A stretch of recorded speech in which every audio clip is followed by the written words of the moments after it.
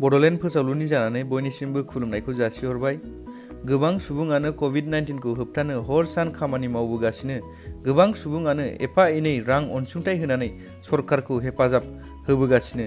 दिनै आं नोंथांमोननि गेजेराव लाबोदों टप 10 इन्डियान कन्ट्रिबिउटर्स। क'भिड-19 खौ फोजोबस्रांनो बांसिन अनसुंथाइ होगिरिफोर। 10थि मासियाव दं अला कम्पानि। अला कम्पानिखौ नोंथांमोना बांसिनानो मिथियो जानो हागौ। अला कम्पानिया जाहैबाय टेक्सि भारा आरो फुड डिलिभारि होग्रा मोनसे गिदिर अनलाइन कम्पानि। बे कम्पानिया 20 कौटि रां अनसुंथाइ होदों। 9थि मासियाव दं जोंनि बलिउडनि एक्टर अक्षय कुमार। बिथांखौथ' नोंसोर बयबो सिनायखायो। बिथांनि माखासे फिल्मफोरनि मुङा जादों सौगंध, खिलाड़ियों का खिलाड़ी, खिलाड़ी 420, खतरों का खिलाड़ी, रुस्तम, एयरलिफ्ट, पैडमैन बायदि बायदि। बिथां अक्षय कुमारा 25 कौटि रां अनसुंथाइ होदों। 8थि मासियाव दं टिभिएस मटर कम्पानि।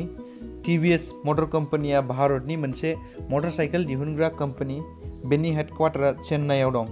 टिभिएस मटर कम्पानिया 25 कौटि रां अनसुंथाइ होनानै 8थि मासियाव दं। बेनि अनगायैबो टिभिएस मटर कम्पानिया तामिलनाडु गभर्नमेन्टनो 10 लाख मास्क आरो कम्पानिनिनो फेक्टरि किटचेनआ देहा फाहामगिरिफोरनो, पुलिसफोरनो आरो मिउनिसिपाल बर्डनि मावगिरिफोरनो पेकेट खालामना आदार राननो होननानै बुंदों। 7थि मासियाव दं कटेक महिन्द्रा बेंक। कटेक महिन्द्रा बेंकआ भारतनि प्राइभेट सेक्टर बेंक। बेनि फाउन्डारा उदय कटेक। कटेक महिन्द्रा बेंकआ 35 कौटि रां अनसुंथाइ होदों। 6थि मासियाव दं एशियान पेइन्ट्स। एशियान पेइन्ट्सआ भारतनिनो देरसिन गाब एबा पेइन्ट दिहुनग्रा कम्पानि। बे कम्पानिनि हेडक्वार्टारा मुम्बाइआव दं। बे कम्पानिनि चेयारमेनआ अश्विन दानी। बे कम्पानिया 35 कौटि रां अनसुंथाइ होदों। 5थि मासियाव दङ बीसीसीआई। बीसीसीआईआ जाहैबाय भारतनि क्रिकेटखौ सामलायग्रा मोनसे बर्ड।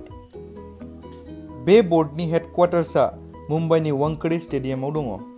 दानि बीसीसीआईनि चेयारमेनआ जाहैदों सौरभ गांगुली। बीसीसीआईआ 51 कौटि रां अनसुंथाइ होदों। 4थि मासियाव दं मेनकाइन्ड फार्मा। मेनकाइन्ड फार्माया निउ दिल्लीनि मोनसे गेदेर कम्पानि। बे कम्पानिया भिटामिन्स, एन्टिबाय'टिक्स एबा कन्डम्स दिहुनो। बे कम्पानिनि फाउन्डारा रमेश जुनेजा। मेनकाइन्ड फार्माया 52 कौटि रां अनसुंथाइ होदों। बेनि अनगायैबो बे कम्पानिनि सा 14,000 साख्रि मावग्राफोरा गावसोरनि 1 साननि बेथनखौ अनसुंथाइ होगोन होननानैबो फोरमायदों। 3थि मासियाव दङ मुकेश आम्बानी। मुकेश आम्बानी बिथांखौथ' नोंथांमोना बयबो सिनायखायो। बिथाङानो जाहैबाय रिलायन्स इन्डिया लिमिटेडनि चेयारमेन। बिथाङा जिअ' कम्पानिनिबो चेयारमेन। बिथाङा 55 कौटि रां अनसुंथाइ होदों। 2थि मासियाव दं अजीम प्रेमजी। अजीम प्रेमजीआ भारतनि सासे गिदिर बिजनेसमेन।